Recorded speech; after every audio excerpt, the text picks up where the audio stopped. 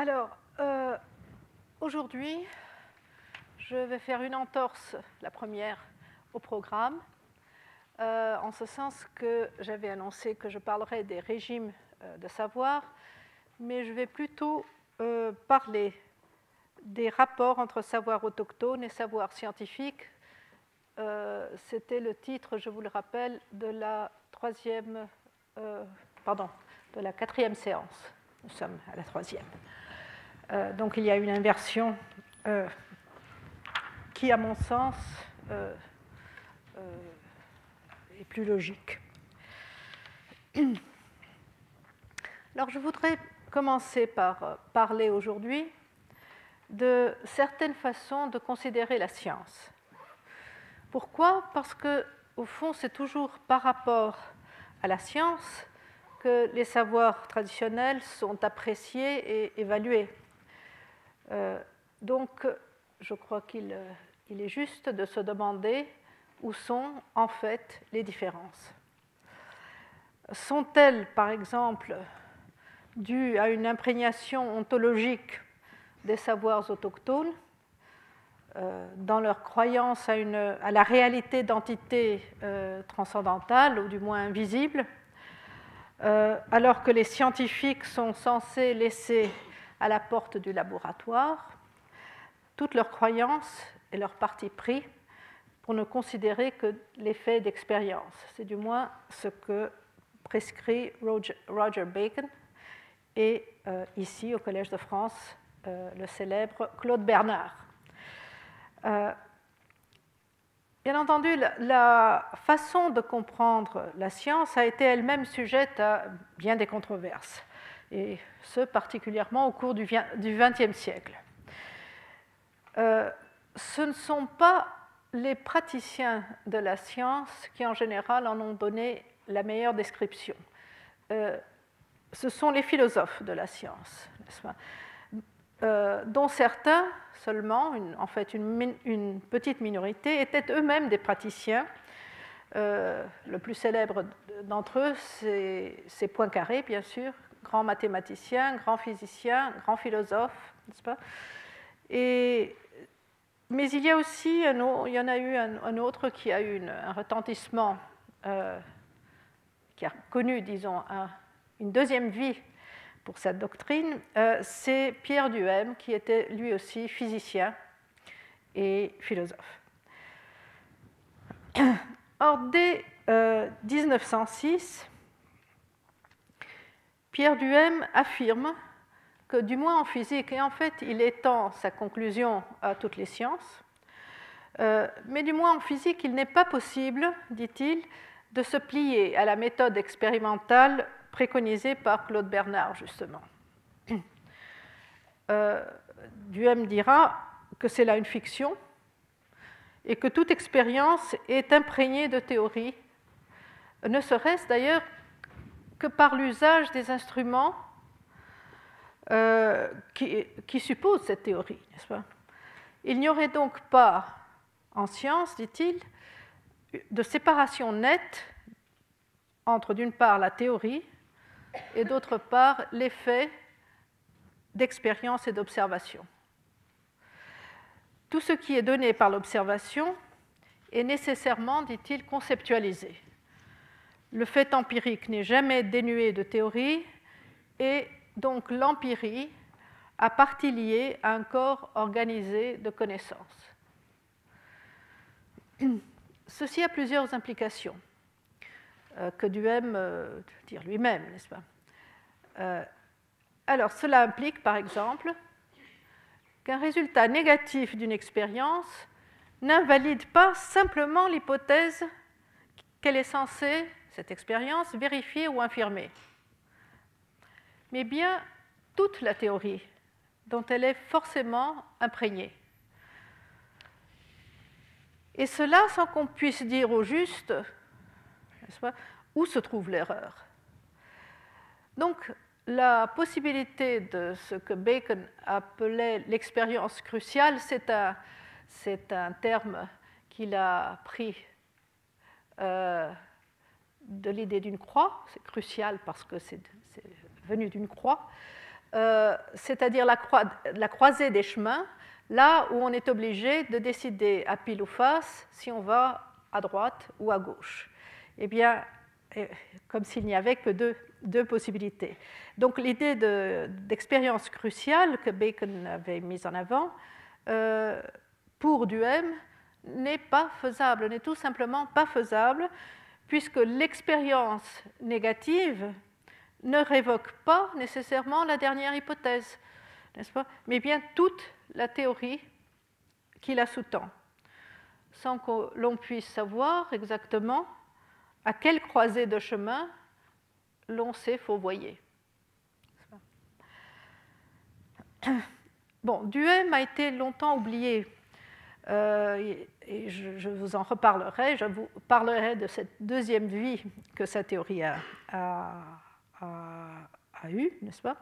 Puisque les décennies qui ont suivi le travail de Pierre Duhem furent dominées, du moins jusqu'aux années 30, par ce que l'on a appelé, avec un certain trait péjoratif, si vous voulez, après coup seulement, de positivisme logique, n'est-ce pas, qui était incarné surtout par le cercle de Vienne, à la tête duquel on cite souvent Rudolf Carnap, n'est-ce pas, et aussi Schlick, Weissmann et un peu,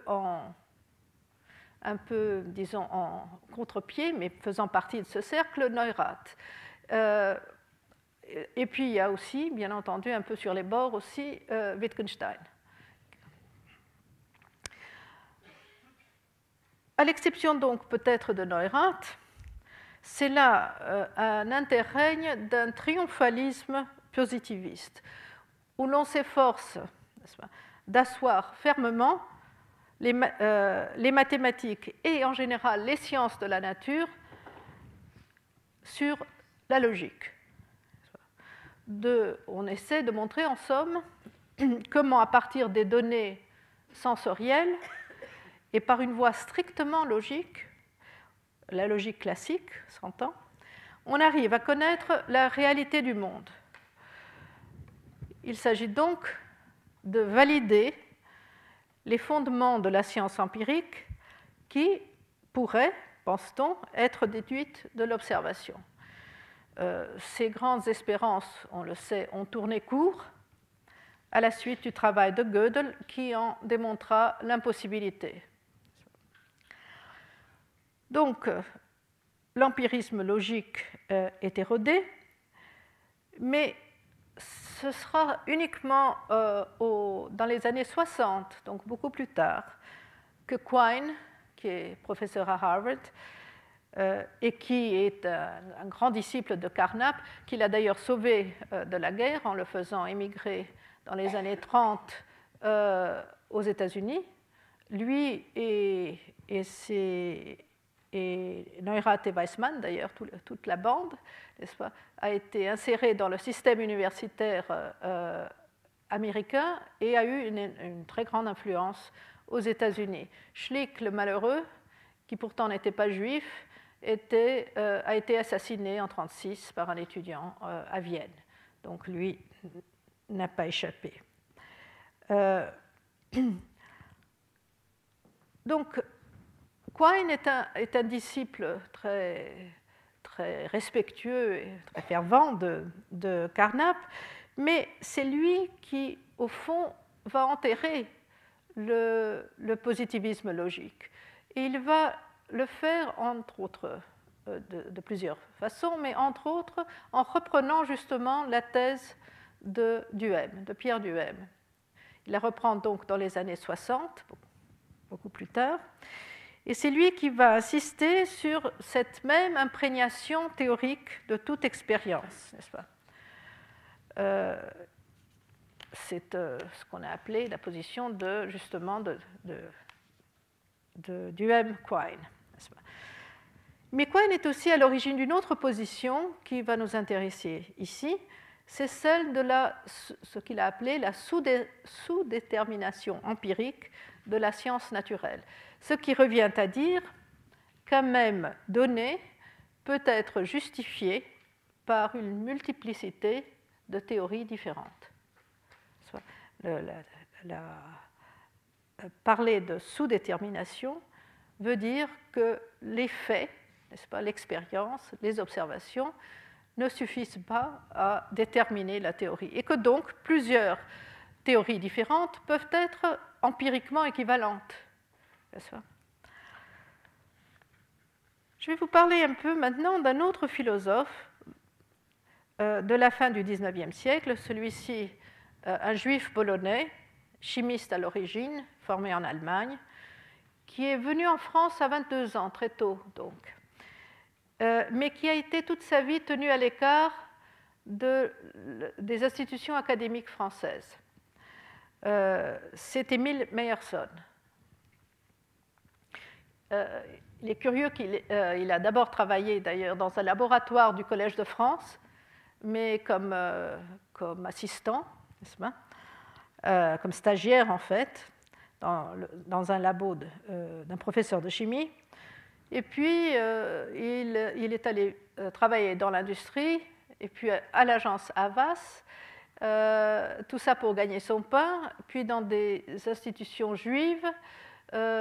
Et quand il a finalement pris sa retraite, il était, à ce moment-là, déjà célèbre par plusieurs articles, et surtout par son premier livre de philosophie des sciences, qui est Identité et réalité, qu'il a publié en 1908. N'est-ce pas ? C'est à partir de 1908 qu'il se lie avec des gens comme Bergson, qui était le professeur à la mode du Collège de France à l'époque, et qu'il se lie aussi avec Mauss, enfin avec Lucien Lévy-Bruhl et plusieurs autres, et en particulier avec Alexandre Coiré, qui sera son divulgateur. Ce sera lui qui, aux États-Unis, appellera l'attention sur Émile Meyerson et qui en fera la renommée. N'est-ce pas ? Donc, il essaye, sans succès, d'entrer au collège, Émile Meyerson, mais c'est quand même au Collège de France qu'il tombe sur le premier livre de philosophie de la chimie d'un certain Dumas, n'est-ce pas, et qui le pousse en fait à publier son premier article en 1888. 84.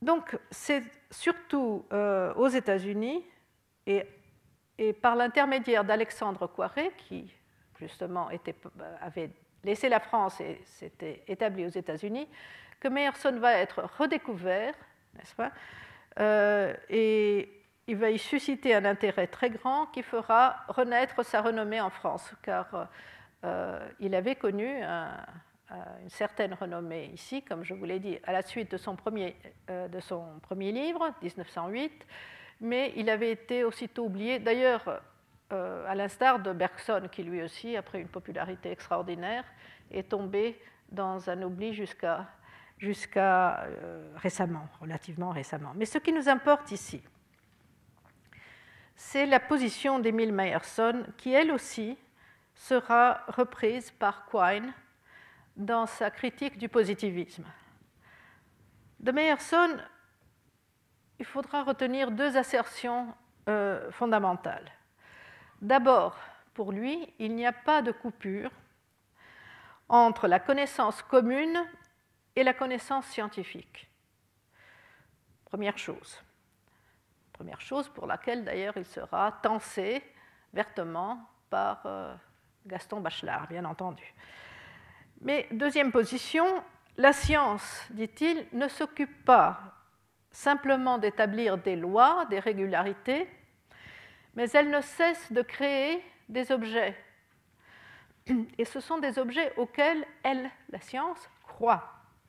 Elle a donc une vocation ontologisante, tout comme la connaissance commune.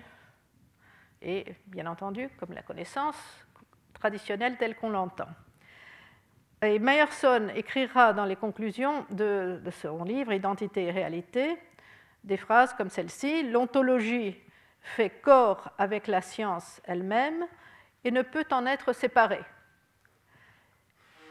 Les conceptions scientifiques, tout autant que celles de la connaissance commune, sont donc, comme il dira, saturées d'a priori.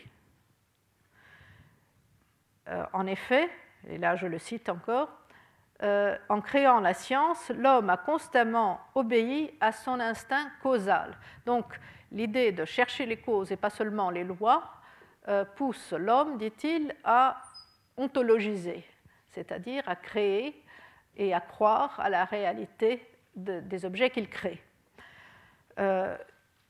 Bien sûr, dit-il, il va sans dire qu'en coulant sa pensée dans le moule ontologique, je le cite là, en lui donnant la forme d'une hypothèse sur la réalité des choses, le savant, tout comme l'homme du sens commun, agit d'une manière entièrement inconsciente.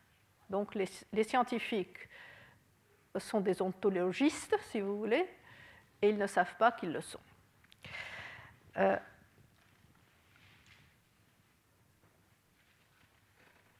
Donc, la philosophie de la science est une arène très complexe où s'affrontent des positions très diverses, et l'une des divisions majeures a été, tout au long du XXe siècle, celle qui oppose les réalistes aux naturalistes. Évidemment, il y a eu certains, comme Arthur Fine, pour proposer une troisième voie qui n'a pas tellement été acceptée.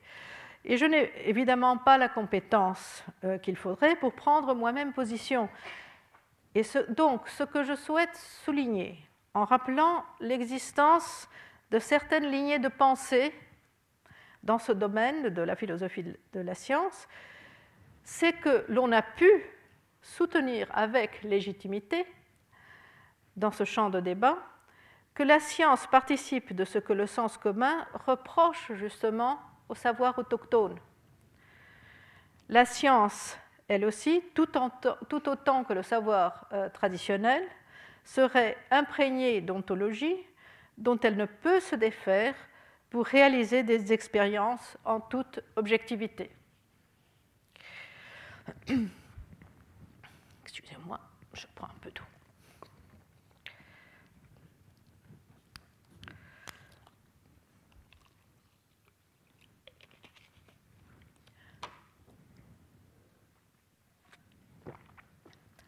Alors, autre reproche du sens commun adressé au savoir traditionnel, c'est, dit-on, qu'ils sont sans histoire, c'est-à-dire qu'ils seraient transmis de génération en génération sans qu'ils puissent jamais être falsifiés. C'est là, bien entendu, une allusion à la doctrine de Karl Popper, qui séparait les théories scientifiques des autres par le critère de leur falsibilité. C'est-à-dire, une doctrine ne serait scientifique que si elle permet de déduire, selon Popper, n'est-ce pas, scientifique dans le sens de Popper, que si elle permet de déduire une expérience dont le résultat pourrait être faux. Donc ce n'est pas le statut de vérité qui importe pour Popper, mais la possibilité même de révoquer expérimentalement une théorie. Ce qui revient à dire que des résultats peuvent être vrais sans que leur théorie soit scientifique. Et réciproquement, une théorie peut être scientifique et néanmoins fausse. Et c'est d'ailleurs ainsi que Popper a commencé par déclarer la théorie de Darwin non scientifique, parce que, disait-il, elle est infalsifiable. Il est ironique que plus tard, Popper s'est non seulement rallié à la théorie de Darwin, mais qu'il l'a utilisée pour séparer les bonnes théories des mauvaises théories. Il a dit que les bonnes théories seraient celles qui survivrait à la compétition générale. Donc c'est assez cocasse qu'il soit passé, disons, d'une accusation de non-scientificité au fond, à la pierre de touche de toute bonne théorie. Bien, les théories donc non scientifiques au sens de Popper sont justement celles qu'on impute au savoir traditionnel. Ceci pourrait donc aboutir à de bons résultats, mais ce serait pour de mauvaises raisons. Or, c'est Thomas Kuhn qui a établi, dans un livre qui a eu un énorme retentissement en 1962, c'est comment ça s'appelle déjà? Les révolutions, la structure des révolutions scientifiques. Voilà. Il a donc établi que les changements de paradigme scientifique ne découlent nullement de procédures de falsification. Les théories, il a montré, d'ailleurs il a pris appui sur des théories de chimie, n'est-ce pas? Il a montré qu'elles ont bien des façons, les théories, des façons de se protéger et d'accommoder des résultats qui pourraient les infirmer. Un exemple de ce genre de procédure, c'est la fameuse histoire de Poincaré, n'est-ce pas, qui pour sa part se rendait bien compte que la vitesse constante de la lumière faisait problème pour la théorie newtonienne, mais comme il était sceptique de tout modèle, au fond, lui ne croyait pas au modèle, n'est-ce pas, il préféra ajouter des suppositions à la doctrine conventionnelle plutôt que d'inaugurer, comme il avait tous les moyens de le faire, n'est-ce pas, tous les moyens mathématiques de le faire. Il a préféré ajouter donc et repriser la doctrine conventionnelle avec des hypothèses supplémentaires plutôt que d'inaugurer la théorie de la relativité. Et ce sera donc au jeune Einstein de le faire, de faire cette révolution.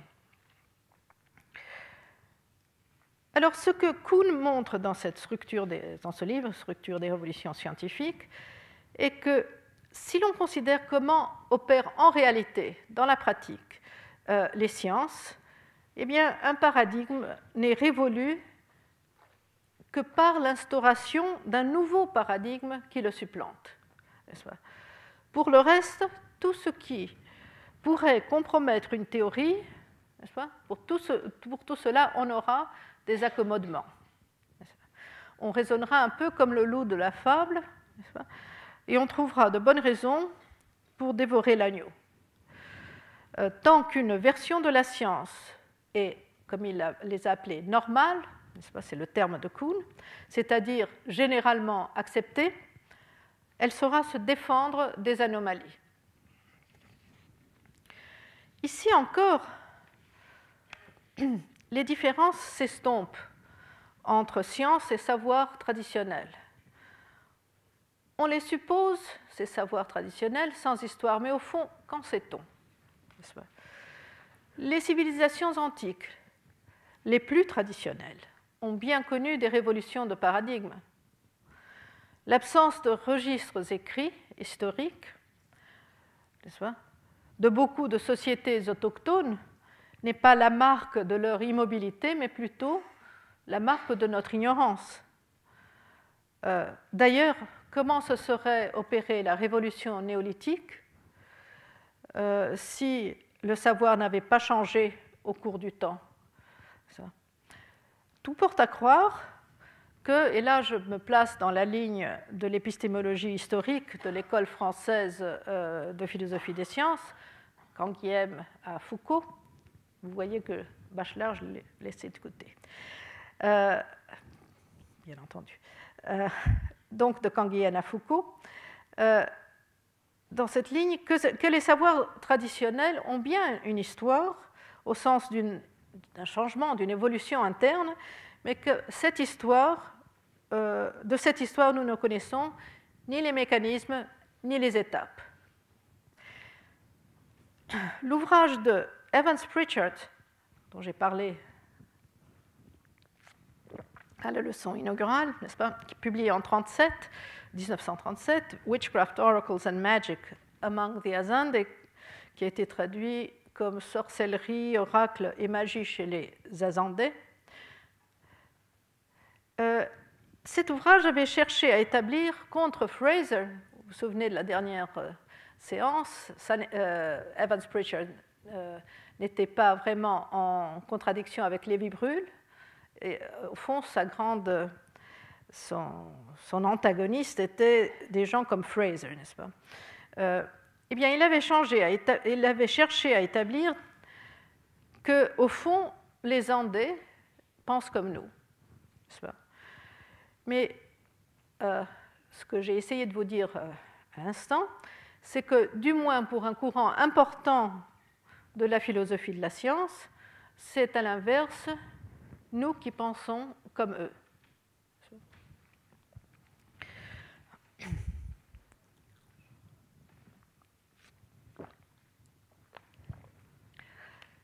Les sciences cognitives avancent à une allure telle qu'il serait bien difficile pour un non-initié d'en suivre les débats et surtout de prendre parti.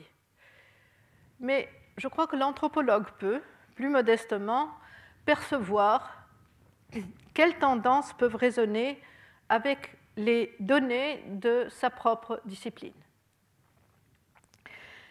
Et je crois que ce sont celles qui pensent la cognition comme un système auto-organisé, en perpétuelle activité de réorganisation et capable d'incorporer des événements, des objets et des situations inédites. Bien entendu, ce n'est pas la seule façon de considérer la cognition, mais c'en est une qui certainement nous convient à nous anthropologues, et je vais essayer de vous dire pourquoi. Le modèle classique de la cognition, et donc au départ d'ailleurs de l'intelligence artificielle telle qu'on a essayé de la construire à partir au fond d'un modèle de von Neumann, n'est-ce pas, reposait sur un modèle qui rappelait étrangement les vues fonctionnalistes en anthropologie, séparant perception, délibération et application de règles. Alors que le modèle d'auto-organisation, en revanche, est consistant avec un tout autre courant d'anthropologie. C'est celui qui pose que l'esprit organise des systèmes à partir de perceptions et de ses échanges avec un milieu physique, social et linguistique, et que ces systèmes changent avec les événements, mais d'une manière qui n'est pas aléatoire. Ils se modifient au cours du temps, mais ils gardent un lien structural avec les systèmes qui les précèdent, et ce, jusqu'à ce qu'une révolution opère une véritable rupture. Vous reconnaissez là, bien entendu, une version structuraliste et aussi les positions, par exemple, de Marshall Sahlins du rapport entre structure et histoire. Les neurosciences, alors, donc c'est pour ça que je trouve que c'est une façon de voir la cognition qui résonne avec l'anthropologie, n'est-ce pas ? Mais il y a autre chose aussi dans les neurosciences et dans la cognition, dans la science cognitive, puisque les neurosciences renforcent également l'importance des savoir-faire inscrits dans les corps vis-à-vis de la part, somme toute, bien moindre que joue la pensée rationnelle et les savoirs explicites, ce qu'on dit, n'est-ce pas, et qu'on écrit. Donc, les savoir-faire sont de toute importance. Et les neurosciences, par là, attaquent cette représentation de la science, que j'ai évoquée là aussi dans la leçon inaugurale, et qui, depuis Platon, dévalue les savoir-faire au profit de la théorie.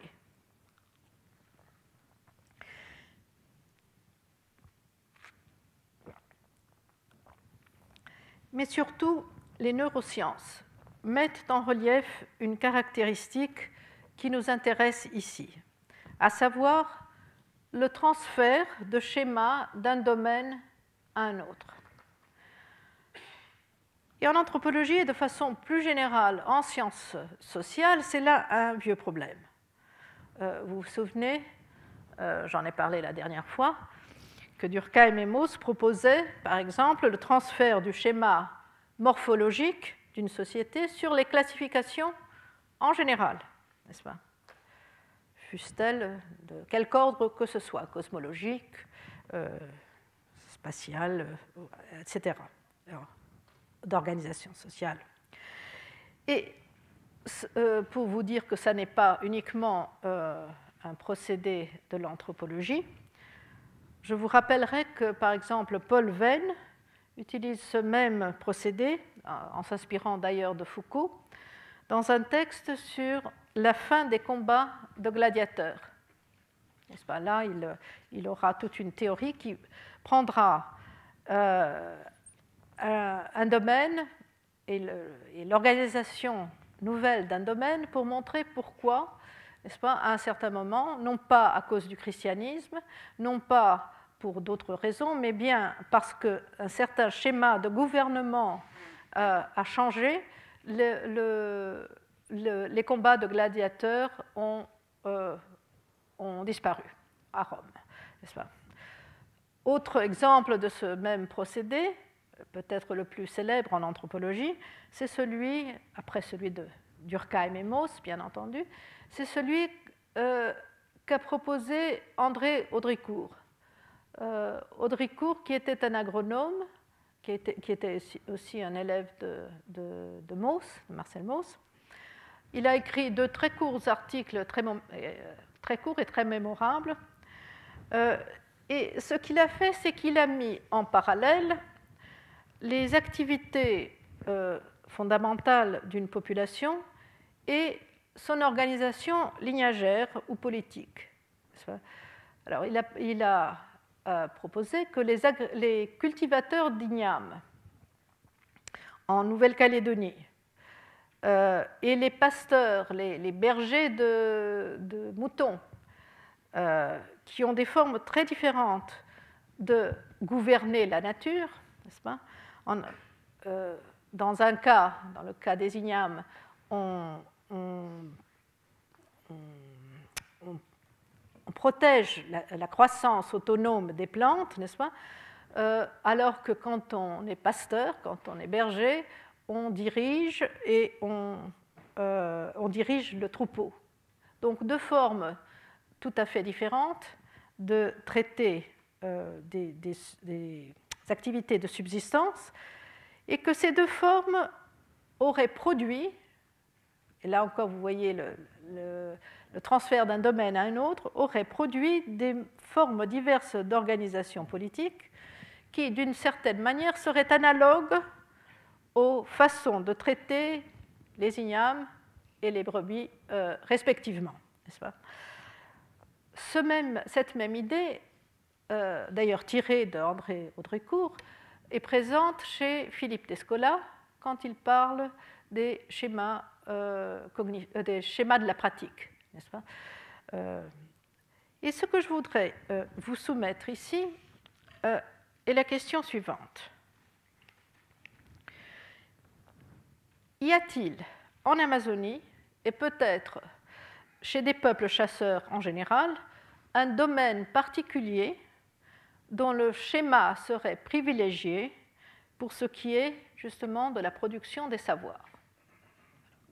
C'est là la question. Et j'ai quelques idées là-dessus.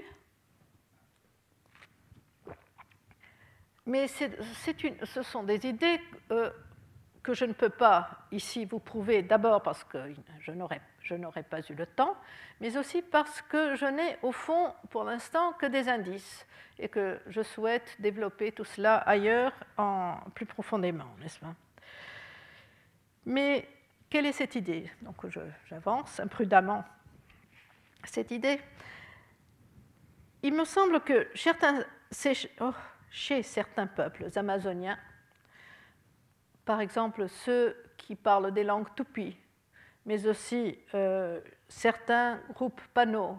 Pano est une autre famille de langues amérindiennes, et de même les Yanomami, qui parlent une langue isolée, mais qui sont très connus en France, n'est-ce pas? Je crois qu'on peut trouver donc des indices chez des gens comme eux d'un tel domaine fondateur. Et je crois, n'est-ce pas, que c'est celui de la chasse ou de la guerre. Les deux sont en fait équivalents dans l'esprit des gens, quoique la guerre ait plutôt disparu, pas tout à fait, mais chasse et guerre sont très évidemment homologues dans ces sociétés. Donc j'avance que c'est le domaine de la chasse ou de la guerre qui est le domaine fondateur, disons, des autres schémas cognitifs. Bien sûr, il y a des problèmes qui subsistent là-dedans, puisque je ne fais pas la part des femmes, étant donné que les femmes participent peu, pas toujours, hein, chez par exemple des Awa Gwadja, elles participent très, très directement. Mais enfin, c'est là presque une exception parce que les Gwadja, en fait, étaient jusqu'à très récemment uniquement des chasseurs-cueilleurs et n'avaient pas d'agriculture. Du moment que l'agriculture a commencé, c'est bien évidemment les femmes qui ont été soumises, c'est toujours elles qui peinent pour l'agriculture en Amazonie. Mais enfin, donc, si les femmes ne participent pas autant que les hommes dans les entreprises de chasse et de guerre, quels seraient ces schémas pour les femmes, n'est-ce pas? Quels seraient les schémas cognitifs pour les femmes? Probablement plutôt agricoles, mais c'est à voir. Mais laissons de côté pour l'instant ces considérations et tâchons d'indiquer les indices dont je peux maintenant vous parler, dont nous disposons. Et je n'irai pas très loin, je vous préviens dès maintenant. L'accointance entre chasse et chamanisme ne nous paraît pas aller de soi. Et pourtant, on semble très souvent la retrouver. Ce n'est pas que le chasseur devienne avec l'âge un chaman et que la chasse soit en quelque sorte une propédeutique au chamanisme.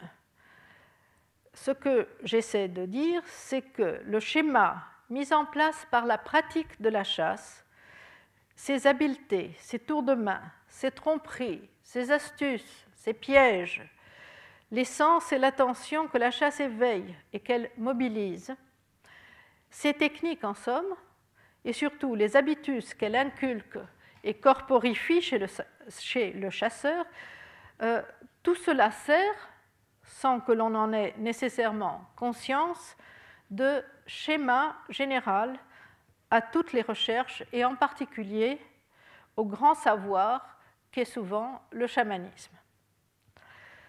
C'est donc, vous le voyez, de nouveau la métisse qui réapparaît sur le devant de la scène, le chasseur étant, comme d'ailleurs Jean-Pierre Vernant l'a dit, et de même Pierre Vidal-Naquet, une des incarnations paradigmatiques de la métisse. Alors je vais vous donner je vais vous commenter un peu ces quelques indices, en essayant de vous persuader donc qu'il y a là quelque chose à suivre. Et je commencerai par Davi Kopenawa, ce grand leader et chaman Yanomami.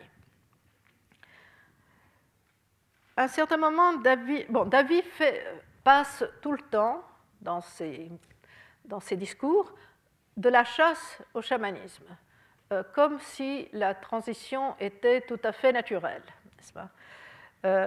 Et à un moment, par exemple, il dira « Nous n'avons pas besoin d'apprendre à nos enfants à chasser. Tout jeunes, ils se mettent d'abord à flécher les lézards et les petits oiseaux, puis dès qu'ils grandissent, ils vont chasser du gibier. Et il enchaîne en disant « Nous sommes d'habiles chasseurs parce que Omama, c'est le créateur, a fait entrer dans notre sang les images des faucons Wakoa et Kankama. » Ce sont donc des oiseaux de proie, n'est-ce pas, des éperviers, en fait, des faucons si vous voulez. Mais si vous faites attention un peu à ce qu'il est en train de dire, il dit deux choses. Il dit les enfants apprennent tout seuls à chasser, n'est-ce pas? On n'a pas besoin de leur apprendre. Ils apprennent sur le tas, comme on dit chez nous, n'est-ce pas? Chez vous. Ils apprennent sur le tas. Mais en même temps, ils ont quelque chose. Il dit, nous sommes d'habiles chasseurs parce que dans notre sang, Omama a fait entrer les images des faucons, un tel et un tel.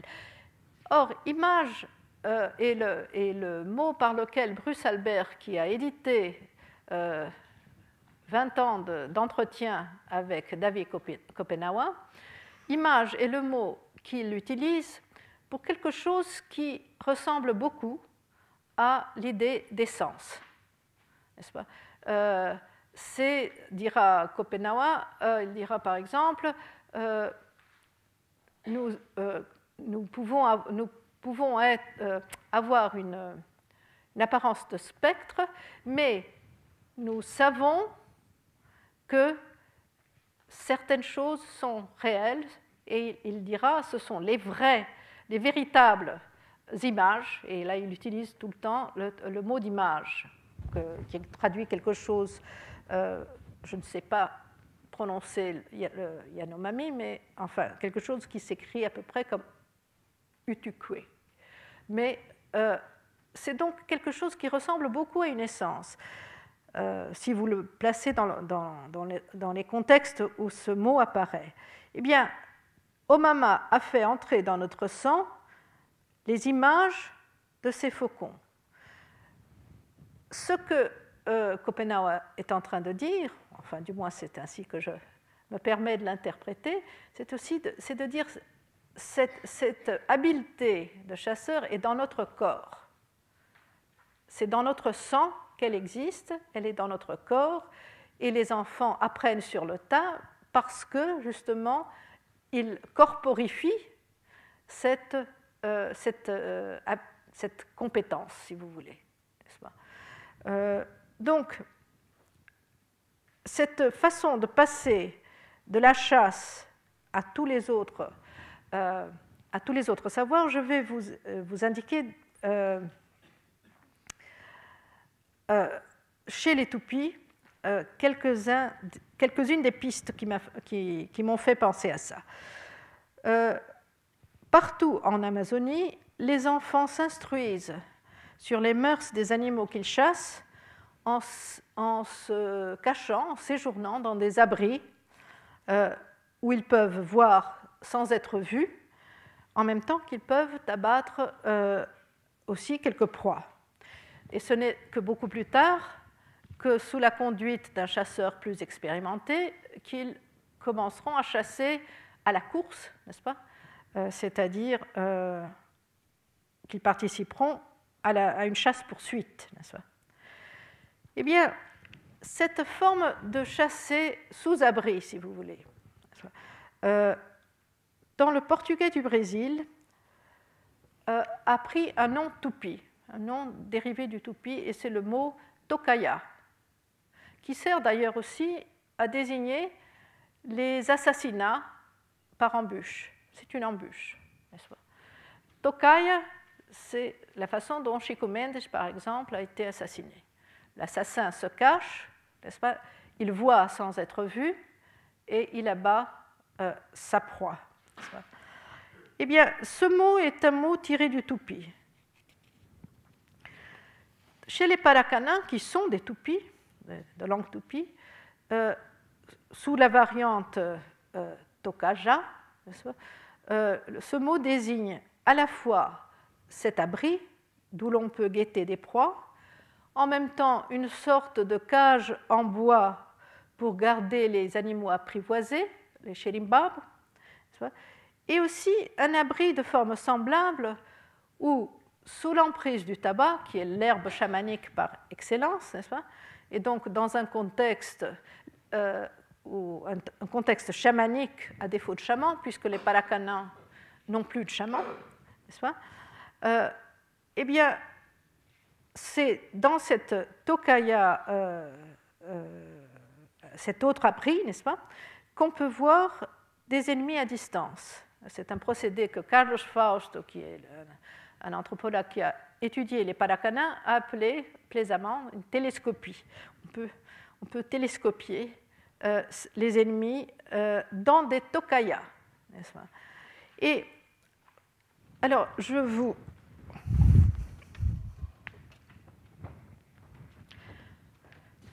fais un dessin ici. De façon traditionnelle, une tokaya ou tokaja, enfin il y a plusieurs graphies dans les différentes langues tupis. Ça, ce serait en portugais, et là, en tupi, du moins paracana.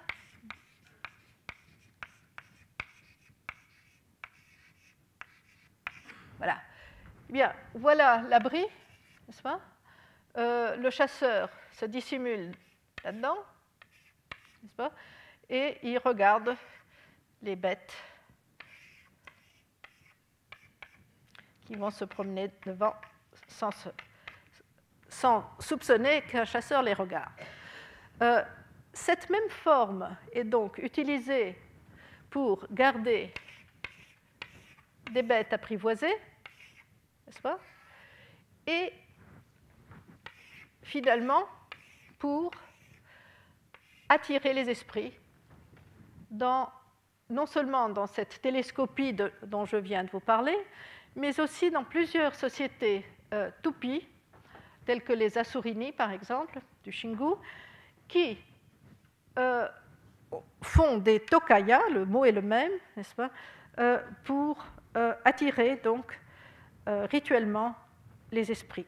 Et donc, soit en forêt d'ailleurs, soit dans les villages, à l'intérieur du village. Et Fausto fait remarquer avec raison que cette polysémie, disons, du terme tokaya ne joue pas seulement sur cette forme pyramidale, n'est-ce pas, de l'abri, et que tokaya semble se référer plus amplement à un réceptacle ou plutôt un attracteur d'esprit, n'est-ce pas?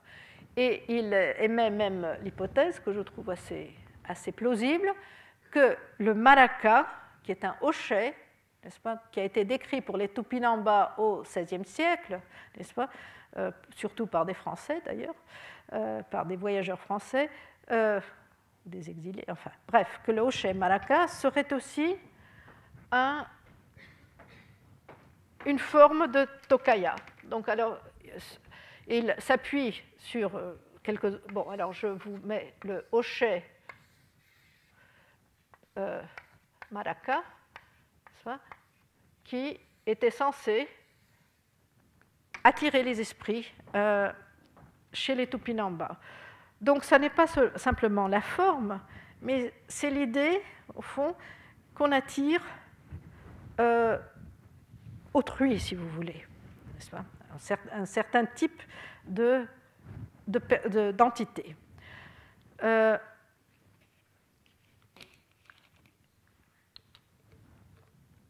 Chez les Katukina aussi, on a remarqué, les Katukina sont un peuple de langue pano qui habite dans l'Acre, au Brésil. Et là aussi, une anthropologue, Edilene Lima, a montré cette accointance qu'on ne soupçonnait pas entre chamanisme et chasseurs, et la chasse, n'est-ce pas, à travers des références communes, par exemple, à l'anaconda ou au boa. Enfin, je n'entrerai pas dans le détail ici. Mais je veux vous présenter, et c'est là le dernier indice, pour l'instant, ici, les données qu'apporte un jeune chercheur brésilien, Uira Garcia, qui a travaillé justement chez les Guajas, encore des toupies, n'est-ce pas? Les Guajas, donc, étaient un groupe nomade, jusqu'à récemment, qui n'avait aucun souvenir de l'agriculture, donc on ne sait pas s'ils ont jamais eu vraiment d'agriculture, puisqu'ils ne savaient même pas, quand ils pillaient les plantations de leurs voisins et qu'ils trouvaient du maïs, ils ne savaient même pas comment faire pour le manger. Donc, ni manioc, ni maïs, ils n'avaient aucune idée quand ils ont été contactés, n'est-ce pas, d'une agriculture qui est pourtant très présente chez d'autres toupies. Donc, les Guajas étaient des chasseurs à temps plein, si vous voulez, chasseurs-cueilleurs, et ce n'est que récemment qu'ils ont été sédentarisés. Mais ils ont gardé entièrement encore une vision de chasseur et un habitus de chasseur. Et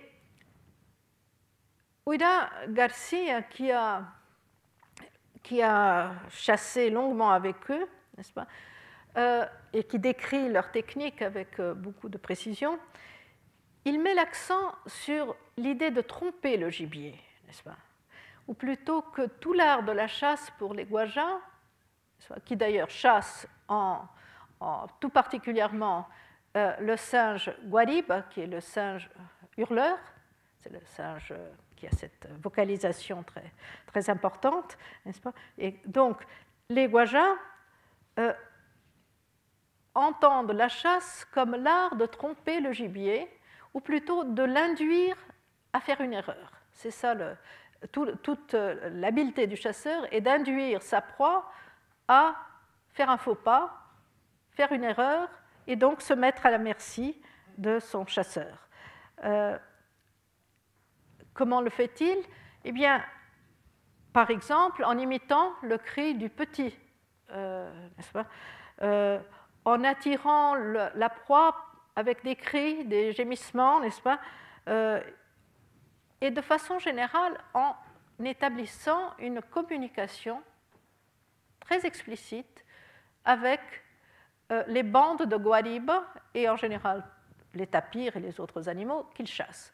Mais je vous le répète, ce sont les guaribes, les singes hurleurs, qui sont leur proie préférentielle, si vous voulez. Une parenthèse intéressante, pour moi du moins, est que ce sont aussi les petits de ces singes hurleurs qui sont apprivoisés le plus souvent dans les villages, et que les femmes, n'est-ce pas, élèvent au sein et plus tard leur mettent des aliments déjà mastiqués dans la bouche. Donc ces guaribes sont des partenaires de toutes sortes, n'est-ce pas, ces singes hurleurs, ce sont des partenaires de toutes sortes, puisqu'ils sont à la fois la chasse préférentielle et l'animal apprivoisé préférentiel aussi. Donc, le point que j'essaye que Uira fait, en fait, est que c'est par la communication avec les animaux qui sont chassés que le chasseur réussit en tant que chasseur.